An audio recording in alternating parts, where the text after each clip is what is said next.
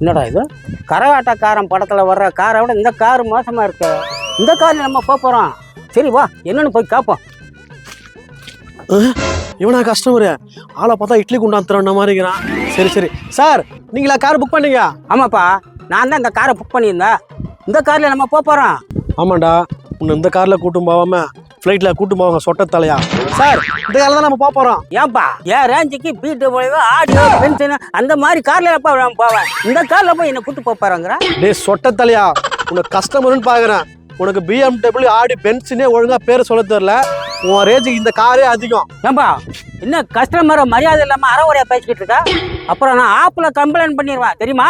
நானும் 2-3 நாளா ஏதாவது ஆட்டையை போகணும்னு பார்த்துட்டு இருக்கேன். ஆனா எதுவுமே சிக்க மாட்டுது. எங்க பார்த்தாலும் எவனா கண்ணை வச்சு பார்த்துட்டு இருக்கான், இல்லைன்னா பொச்சக்குன்னு கேமரா வச்சிடறானுங்க. என்ன பண்றது? மாட்டினா போலீஸ் கிட்ட அடி வாங்குவோம். நம்ம கிட்ட ஒரு பையன் வேலைக்கு வரேன்னா அவனையும் ஆளை காணோம். அவன் பார்க்கவே ஒரு மாதிரி இருந்தான். சரி அந்த பையன் வரானான்னு பார்ப்போம்.